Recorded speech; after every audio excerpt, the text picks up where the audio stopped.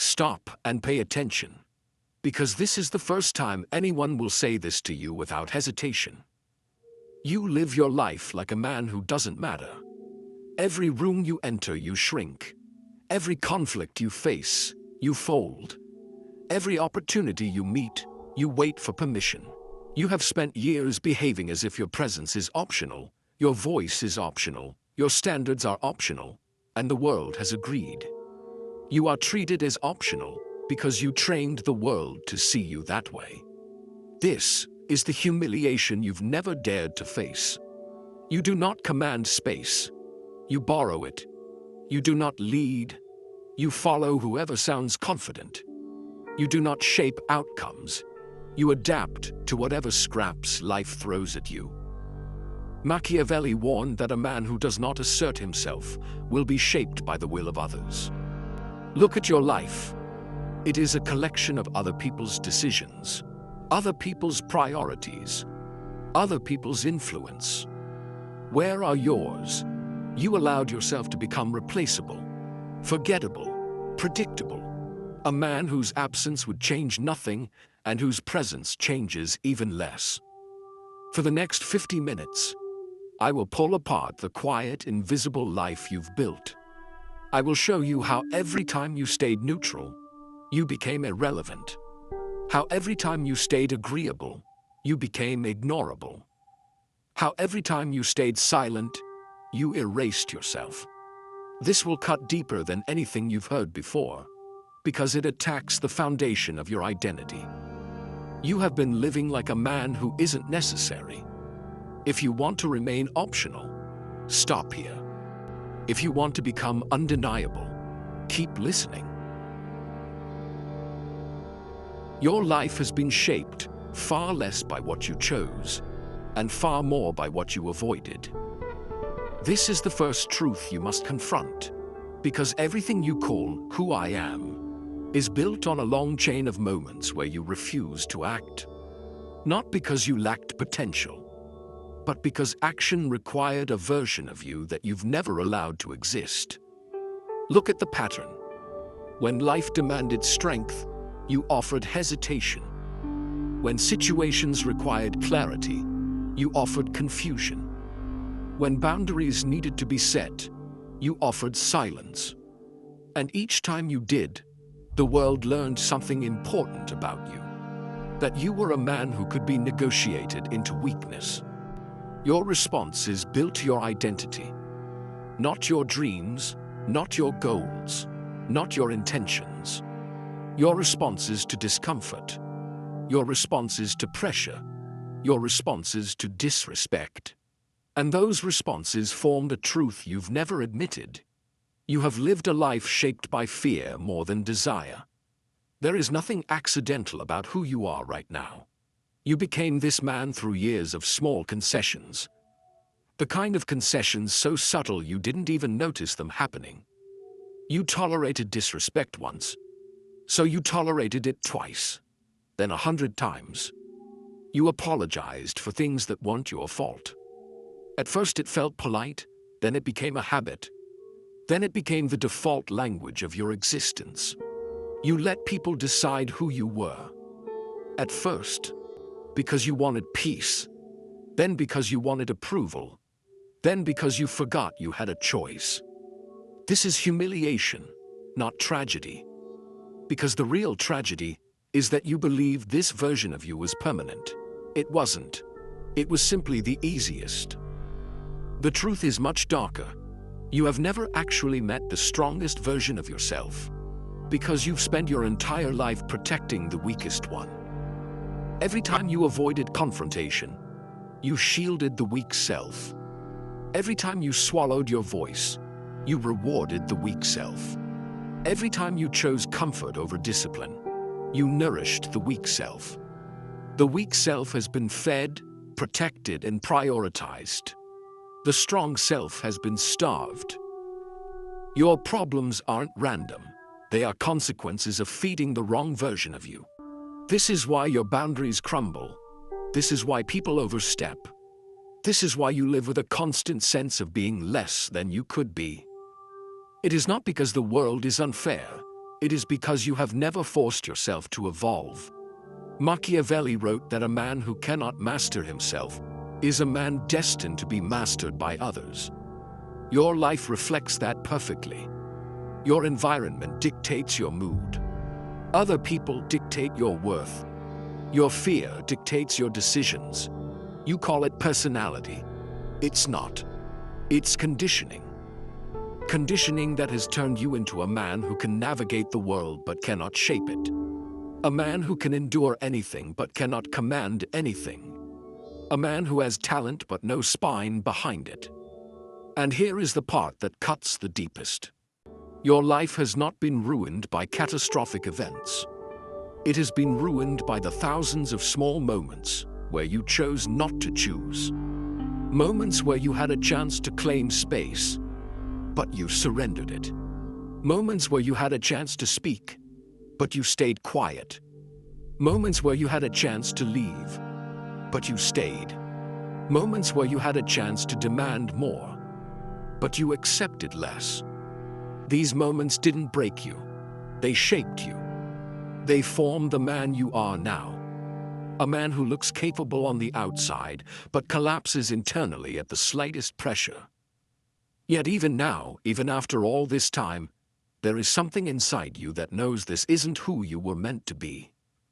You feel the tension every day. The battle between who you are and who you could have been. That tension is not depression.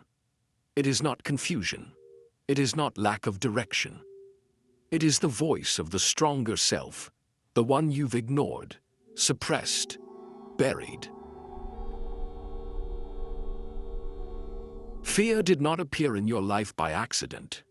It was installed into you, piece by piece, long before you had the ability to defend yourself. Nothing shapes a man more violently than the fears he was taught before he ever learned to question them. Your fear is not a personality trait. It is a system, engineered, reinforced, rewarded. Look deeper. From childhood, you were praised for compliance, not courage. You weren't encouraged to assert yourself. You were encouraged to obey. Ask yourself, when did you ever see real strength modeled consistently? When did you ever learn to face conflict instead of avoiding it? When did anyone teach you that your voice mattered? You weren't taught to be strong. You were taught to be safe. And safety has slowly turned you into a version of yourself that is terrified of its own potential. Every fear you carry today has a history. Fear of judgment. It came from years of being rewarded only when you pleased others. Fear of failure. It came from schools and parents who punished mistakes rather than celebrating effort. Fear of confrontation. It came from a world that conditioned you to believe that saying no makes you difficult, selfish, or ungrateful. Fear of loss. It came from relationships where your worth was measured by what you sacrificed. Fear of being alone. It came from never learning how to stand without someone else's approval holding you up. You think fear sits quietly in the background of your life, but it doesn't. Fear is active. Fear is strategic. Fear is the invisible puppeteer pulling the strings of every decision you make. Look at your patterns. Fear defines what you say. Fear determines what you tolerate. Fear shapes what you pursue or avoid. Fear decides who you allow into your life and who you chase out of it. Fear decides how much of yourself you show and how much you hide. Fear teaches you to shrink when you should expand. You have spent years negotiating with fear as if it were a neutral force. It isn't. Fear is a predator, and you have been its prey for far too long. Machiavelli understood this. A man controlled by fear is not a man. He is a tool. He is shaped by whoever understands his weakness. And make no mistake, people around you can sense your fear. You don't have to announce it. Your body announces it. Your tone announces it. Your reactions announce it. Fear signals vulnerability, and vulnerability invites exploitation. That is why you attract the same kind of people over and over again. Those who drain you, control you, manipulate you, test you. Not because you deserve suffering, but because fear radiates from you in ways you cannot perceive. Fear is a language, and you've been speaking it fluently. Every time you lower your voice, fear speaks. Every time you say yes while wanting to say no, fear speaks. Every time you swallow your needs to keep someone comfortable, fear speaks. Every time you stay silent to avoid conflict, fear speaks. Fear has raised you more than your parents did. Fear has shaped you more than your achievements did. Fear has controlled you more than your ambitions have. And the truth you must confront now is this: you didn't become fearful. You were trained into it. Society teaches men to be predictable. Fear makes you predictable. Society teaches men to be manageable. Fear makes you manageable. Society teaches men to avoid conflict. Fear makes you avoid it at all costs. A fearful man is easy to influence, easy to silence, and easy to use. That is why the world never taught you courage. Courage produces unpredictable men. Hard to control, hard to manipulate, hard to contain. You were never meant to be courageous, not in the eyes of others. They needed you soft, agreeable, non-threatening. Fear wasn't an accident, it was the plan. Your entire life has been quietly shaped by invisible hands that preferred you weak. But what happens when a fearful man finally sees the architecture of his own captivity? What happens when he recognizes that fear wasn't born inside him? It was placed inside him. What happens when he realizes that every person who benefited from his obedience still depends on him remaining afraid? What happens is simple. He begins to rebel. But rebellion starts with destruction. The destruction of the identity fear built. Every man believes he is his own master, until he finally examines the forces that have been steering him all along. You may think your life is the result of your choices, but the truth is far colder. Someone else has been choosing for you. Not one person, but a network of influences, expectations, pressures, and manipulations that have shaped you from every angle. The world didn't simply teach you fear. It benefited from your fear. Your obedience has served many masters. Look closely. There were people who needed you agreeable. There were people who needed you silent. There were people who needed you apologetic. There were people who needed you dependent. There were people who needed you to never question your place. Not because they hated you, but because your weakness made their lives easier. Your compliance made you convenient. Your silence made you predictable. Your fear made you controllable. And controllable men are extremely valuable. Not to themselves, but to others. You learned early that approval came when you made yourself small. So you stayed small. You learned that conflict brought punishment. So you avoided conflict. You learned that pleasing others kept the peace.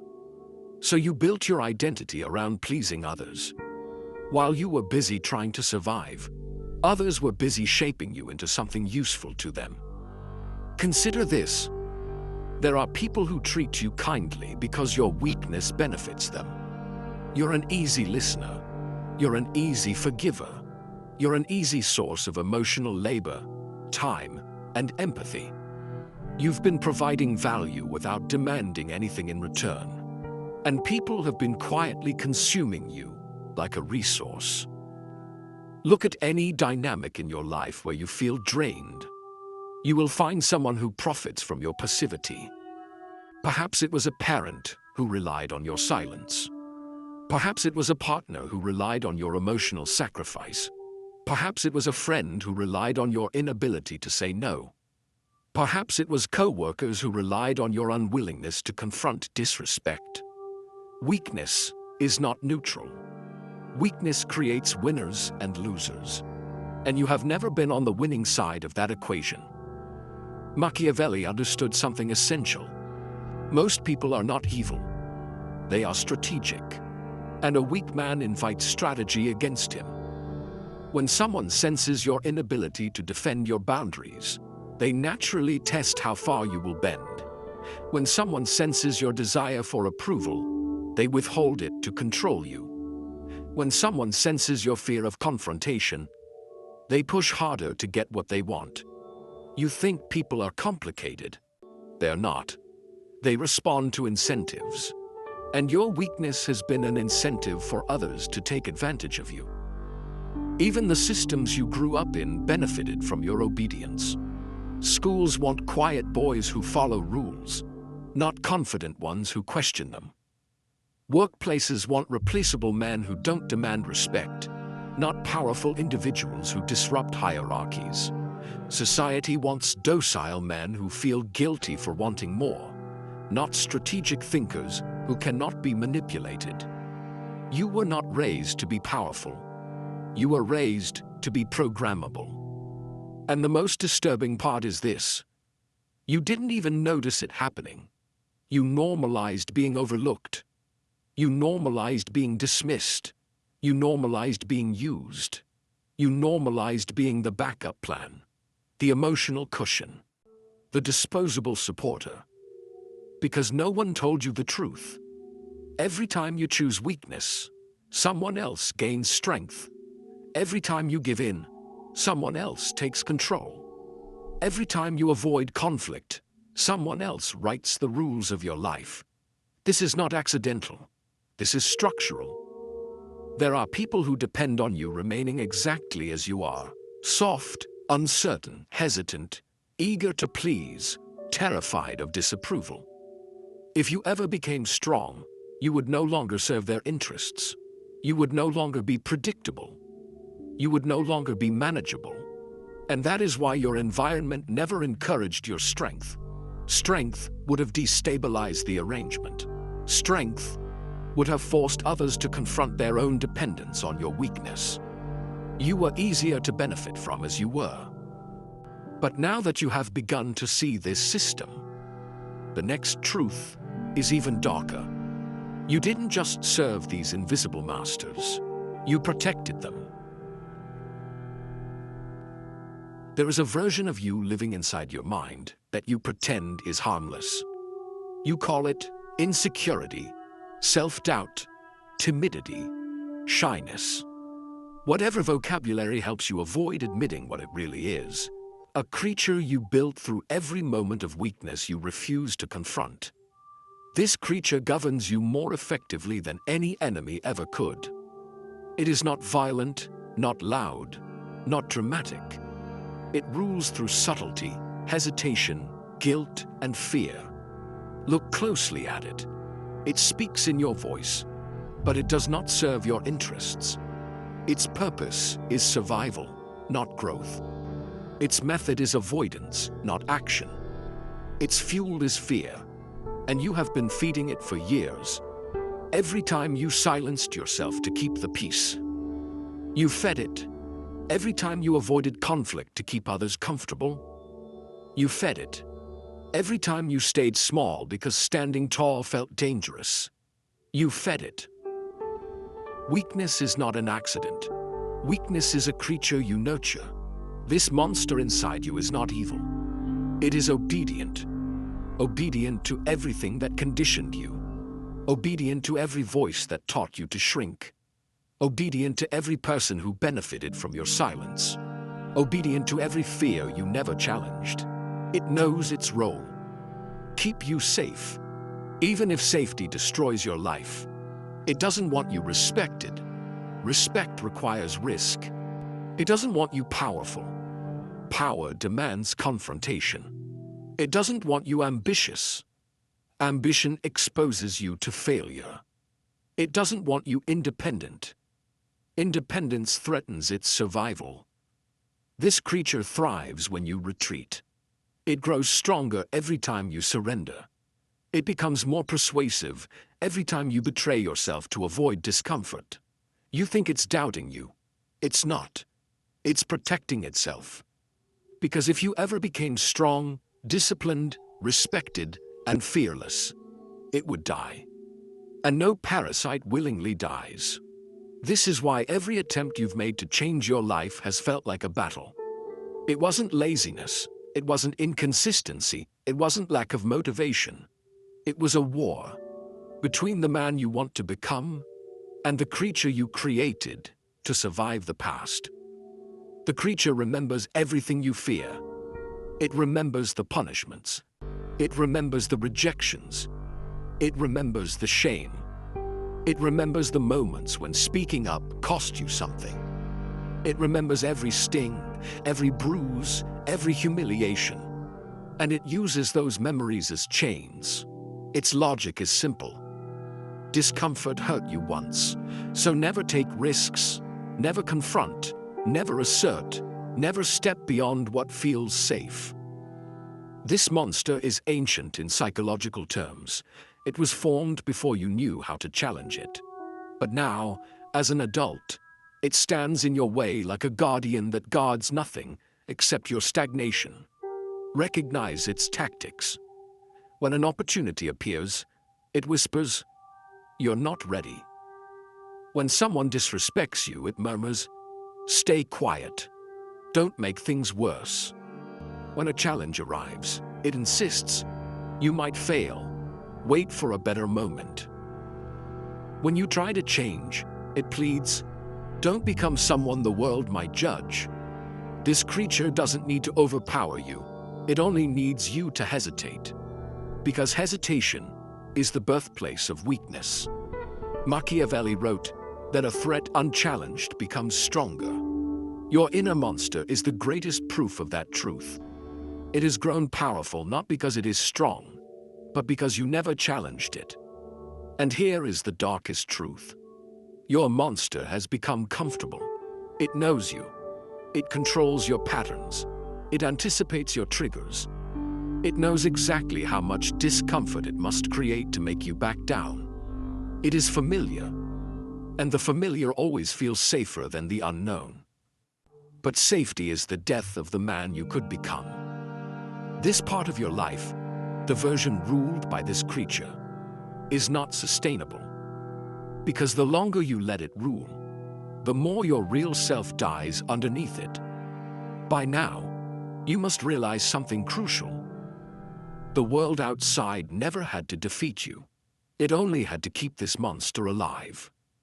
The next part is darker still, because there is a place inside you that is even more terrifying than this creature. A place filled with every abandoned version of yourself that this monster quietly killed. That place is where we go next. There is a place inside you that you rarely visit. A silent, forgotten territory where every version of you that could have existed was buried without ceremony. Not because life defeated you, but because you walked them to the edge yourself and pushed them in. This place is the graveyard of your potential. Every man has one. Most refuse to look at it. You've avoided yours your entire life because you know exactly what you'll find there. The evidence of everything you never became. Imagine walking through it now. The first grave you pass belongs to the ambitions you once had. Ambitions that burned brightly when you were young, when you still believed the world would bend to your will, when you still believed your future was entirely yours. That fire died quietly, not because the dream was impossible, but because comfort whispered louder than hunger. A few steps further, you see a grave marked with every risk you avoided. Opportunities that required courage you never practiced. Chances that asked for boldness you avoided. Moments that demanded action, but you surrendered them to hesitation. The world never stole these chances from you. You placed them into the dirt yourself. There's a grave for your discipline too. The version of you who woke up early, who pushed harder, who held himself to a standard that terrified your weaker self. He didn't die suddenly. He faded away each time you said, "I'll start tomorrow." Tomorrow became next week. Next week became never. Never became your habit. And then there is the grave that hurts the most. The relationships you ruined by being less than you could have been. Not because you were evil, but because you were passive.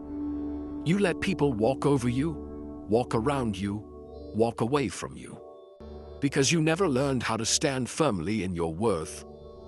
You told yourself it was love, loyalty, patience. But what good is loyalty when it destroys you? What good is patience when it kills your voice? What good is love when it erases your identity? In this graveyard, you'll find the strongest version of you. Not dead from failure, but dead from neglect. This is the version who would have spoken with conviction instead of apology, who would have earned respect instead of begging for it, who would have lived boldly instead of cautiously. That man wasn't killed by the world. He was suffocated by your comfort, buried by your hesitation, silenced by your fear. Machiavelli understood the cost of wasted potential. A man who abandons his potential is more dangerous to himself than any enemy could be. Because the enemy outside may harm you, but the enemy inside destroys the future you were meant to live. You feel this destruction every night, not as panic, not as fear, but as a quiet, hollow ache you can never quite name. It's the sound of your potential rotting beneath the weight of the life you settled for. Every time you feel envy toward a stronger man, you're not envying him. You're mourning the version of you that never lived. Every time you feel regret, you're not regretting the past. You're regretting the parts of you that died without being born. Every time you feel lost, you're not lost. You're surrounded by the ghosts of who you could have been, all whispering the same sentence. You didn't even try. You may not realize this yet, but this graveyard grows bigger every year. Every day you avoid discipline, another future dies. Every time you tolerate disrespect, another boundary dies. Every time you stay quiet, when your soul wants to roar, another voice dies. Every time you choose comfort over courage, another possibility dies. This is not poetic. This is forensic. Your life is the crime scene, and you are both the victim and the killer. The tragedy is not that you lacked potential. The tragedy is that you kept burying it alive. But here is the part no one tells you. A graveyard is not only a place of death, it is also a place of resurrection. You can resurrect nothing until you admit what you killed. And now you must face something darker still. If your potential is buried, what is sitting on top of its grave, feeding on its decay? Comfort is the most dangerous ruler of your life, because it never announces itself as a threat. It comes quietly. It feels warm. It feels harmless. It feels earned. And that is exactly how it destroys you. Comfort doesn't break you in dramatic ways. It breaks you slowly, softly, without resistance. It convinces you that easy is normal and hard is unnecessary. Look at the man you've become, not through shame, but through analysis. Most of your failures can be traced back to the same decision repeated over and over again. You chose what felt good instead of what made you strong. This is how comfort conquers a man. It whispers, "Do it later," until later becomes never. It whispers, "Stay safe," until safe becomes small. It whispers, "You deserve a break," until breaks become your identity. Comfort destroys men quietly because it never demands anything from them. It just waits for them to surrender. And you surrendered more times than you can count. Think about it. How many goals have died because comfort seduced you? How many disciplines collapsed because comfort offered an easier option? How many relationships eroded because comfort told you not to confront the truth? How many dreams weakened because comfort told you that ambition was exhausting? Comfort does not want your success. Comfort wants your dependency. A man addicted to comfort is predictable. Predictable men are easy to control. They rarely defend themselves. They rarely improve. They rarely rise. Comfort shapes your habits. Your habits shape your identity. Your identity shapes your destiny. So when comfort shapes you, your destiny collapses before it begins. Machiavelli wrote that it is better to face hardship early, because hardship builds the capacity to rule, and comfort builds the capacity to serve. Look at your life through that lens. Who have you been serving? Certainly not your future self. Certainly not your potential. Certainly not the stronger, disciplined version of you trapped beneath layers of softness. You have been serving comfort, a tyrant disguised as a friend. Comfort convinces you that discipline is suffering. But have you ever noticed that comfort leaves you miserable? Think of the times you binged distractions, scrolled endlessly, slept in, delayed tasks. In the moment you felt relief, but afterwards, you felt guilt, you felt emptiness, you felt the familiar ache of your own avoidance. Comfort is a temporary pleasure that guarantees long-term regret. Discipline is a temporary discomfort that guarantees long-term strength. But comfort is smart. It knows you will choose relief over effort if the option is always available. It knows you love the illusion of progress without the pain of transformation. It knows your inner monster, the weak one, will choose softness every time. So comfort does not fight you. It lets you destroy yourself with your own choices. Have you noticed something disturbing?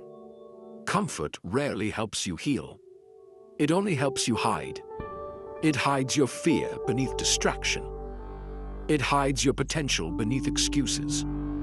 It hides your ambition beneath procrastination. It hides your discipline beneath tomorrow. Comfort is not the enemy of productivity. It is the enemy of evolution. And the worst part, comfort makes you forget who you could be. It steals your memory of strength.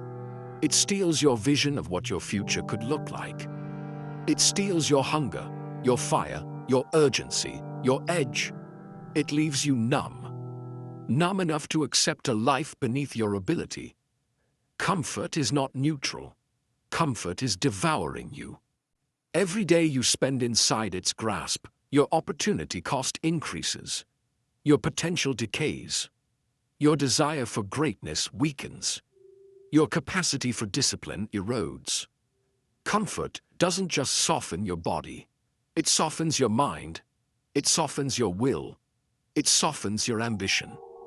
By the time you wake up to what it has done, years have passed. People you could have surpassed you. Opportunities that needed your action have expired. Potential that once felt limitless now feels impossible. And here is the darkest truth. Comfort didn't need to defeat you. It only needed you to accept it.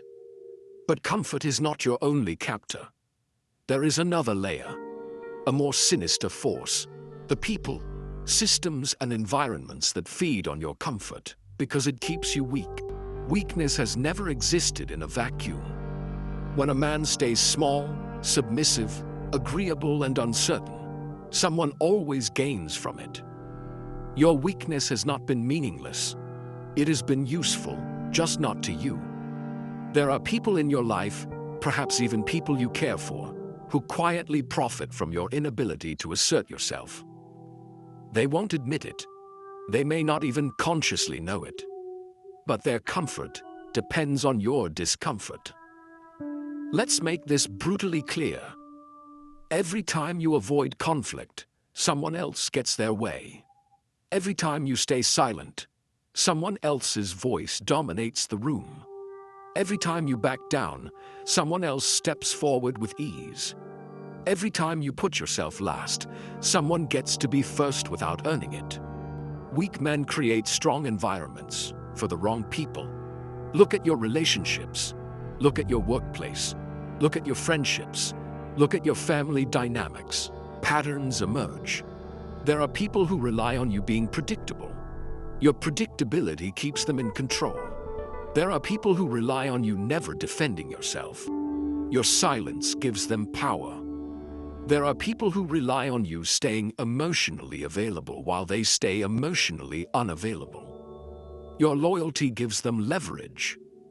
There are people who rely on you never choosing yourself. Your self-neglect keeps them comfortable. Many of the people who like you have never met the real you. They only like the version of you that is easy to handle. You have become convenient for them. And convenience is a prison disguised as acceptance. Think about how often you've apologized to keep harmony. How often you've agreed to things you didn't want. How often you've lowered your standards so others wouldn't be uncomfortable. Those weren't acts of kindness. They were acts of self-sacrifice that made others' lives easier at your expense. Machiavelli understood this principle with absolute clarity. People support what benefits them. They suppress what threatens them. Your strength would threaten them. If you suddenly established boundaries, those who benefited from your lack of boundaries would panic. If you stopped over-explaining, those who demanded your explanations would lose control. If you said no without guilt, those who relied on your guilt would lose access to a resource they've exploited for years. If you stopped carrying emotional burdens that aren't yours, those who dump their problems onto you would be forced to face their own failures. Weakness is a currency others have been spending freely, and you've been financing their comfort with your exhaustion. But here is where it becomes darker. Even the people who love you can unintentionally fear your strength. Why? Because strength changes dynamics. Strength demands respect where there was none. Strength shifts the balance of power. Strength creates independence, and independence threatens dependency. Some people want you strong, but not too strong. Strong enough to help them, not strong enough to leave them. Strong enough to solve their problems, not strong enough to refuse them. Strong enough to endure their behavior, not strong enough to walk away from it. They don't say this out loud. They don't consciously think it, but they feel it. And they react whenever you show signs of breaking your role. Think about the times you tried to improve yourself. Who encouraged you? Who mocked you? Who remained silent?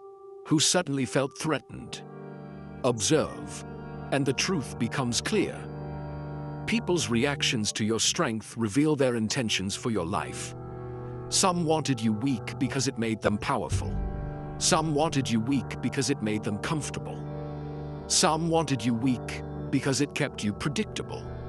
Some wanted you weak because your weakness validated their own weakness. A strong version of you would disrupt their entire ecosystem. This is why your strength never felt supported. Not because people are evil, but because people are strategic. Your weakness benefits others. Your strength benefits you. And now we arrive at the darkest truth of all. Not everyone is afraid of your weakness. Most are afraid of your awakening. Because the day you stop giving yourself away, the day you stop bending, the day you stop apologizing, the day you stop shrinking, is the day you become a man they can no longer control, use, or define. There is a war inside you that has been raging for years, and you've been pretending it doesn't exist. Two versions of you fight for control every single day. One that wants power, growth, clarity, and self-respect.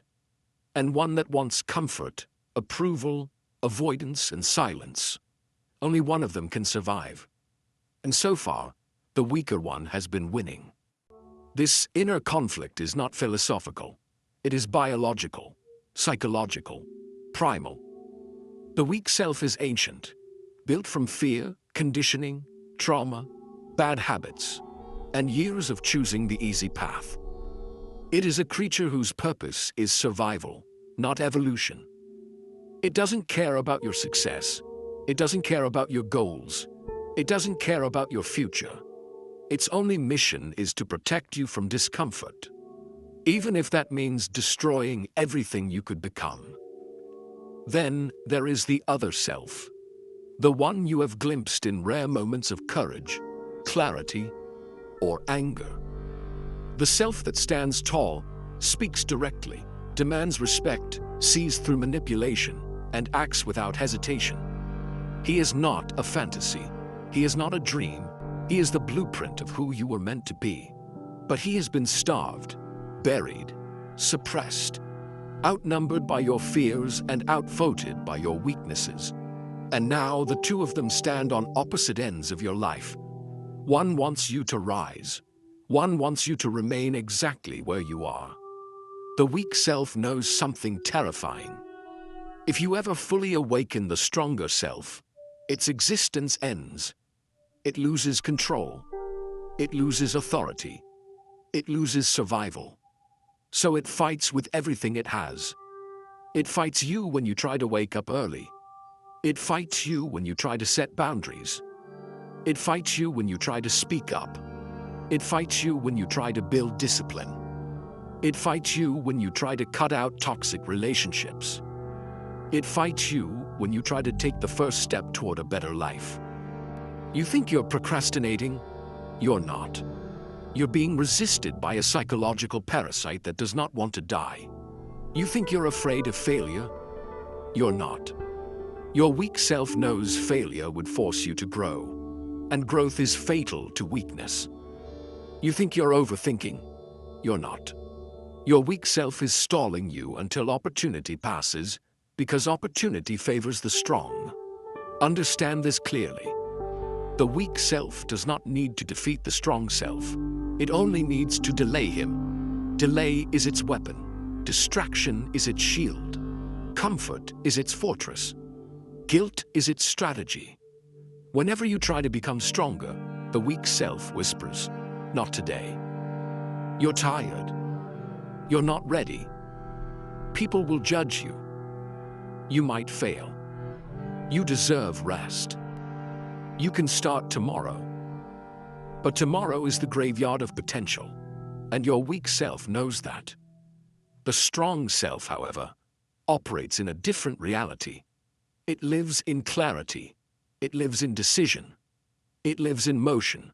It lives in discomfort. It lives in truth. And that is why it is so rare. Most men never meet their stronger self. They only meet shadows of him. Glimpses, flashes, moments where strength almost took over but didn't. A moment of anger where you nearly stood up for yourself.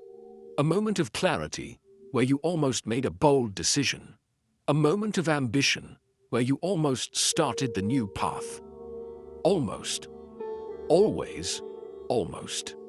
Because the weak self intervened at the last second. Now here is the darkest truth of all. The weaker self knows you better than the stronger self ever will. Because it has been in charge for most of your life. It knows your fears. It knows your triggers. It knows your excuses. It knows the exact moment to whisper the exact words to stop you. It knows how to break you, because you trained it. This battle is not fair. It never was. You built the enemy. You fed it. You protected it. You believed it. You obeyed it. There comes a moment in every man's life when he realizes something irreversible. He cannot grow until a part of him dies. Not metaphorically, not emotionally, psychologically. The weaker self, the timid, compliant, apologetic, hesitant self, cannot coexist with the man you are meant to become. They are not two versions of you. They are two opposing forces, and one must eliminate the other. You've spent years negotiating with your weak self, trying to improve it, discipline it, educate it. But you cannot reform something designed to restrict you. You cannot repair something that was built to break you. You cannot evolve something whose only purpose is to keep you small. That part of you must die. Not gently, not gradually, deliberately. This is the execution of your old identity. Begin by recognizing what the strong self actually is. He is not louder. He is not angrier. He is not reckless or aggressive or emotional.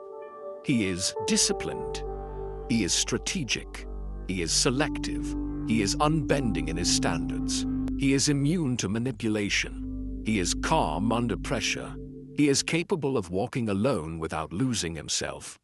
He is feared by those who benefit from weakness and respected by those who value strength. This version of you is not fantasy. He is the one you silenced for years because the world told you strength was too much, too intimidating, too selfish, too cold. Understand this. The world does not fear your weakness. It fears your authority. Authority changes dynamics. Authority disrupts comfort. Authority exposes manipulation. Authority forces people to treat you differently. Authority is dangerous. So they trained you not to have it. But here, at this point in your transformation, you no longer have the luxury of being harmless. You must be formidable. The strong self is born the moment you stop negotiating with fear, comfort, validation, and the expectations of others. Not when you feel ready. Not when life becomes easier. Not when circumstances align. He is born the moment you refuse to obey the weak self ever again. The weak self resists death violently. It will whisper excuses with the sweetness of a dying lie. It will play dead and resurrect itself the moment you slip.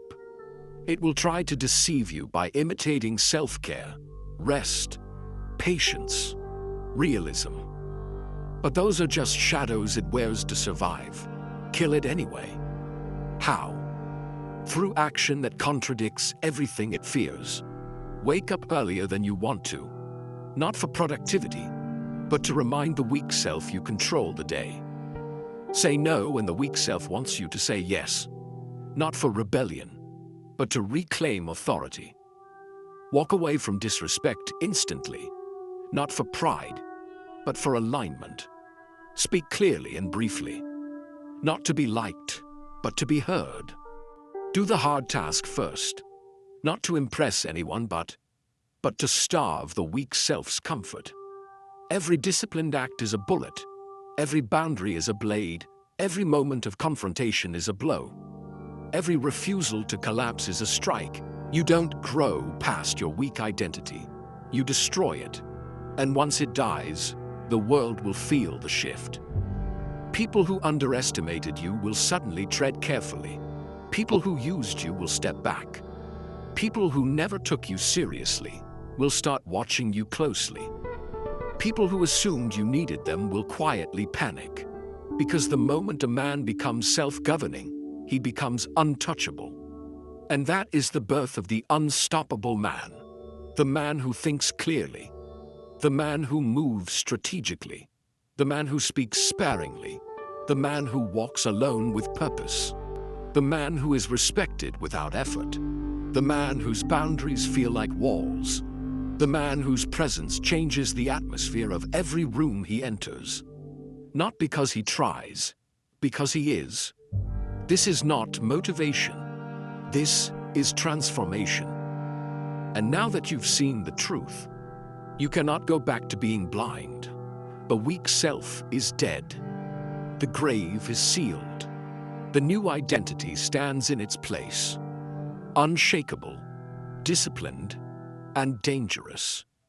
If you want more content that cuts through your illusions and forces you to become the strongest version of yourself, you already know what to do. Like the video, subscribe to the channel, and step into the life that your old self never had the courage to live.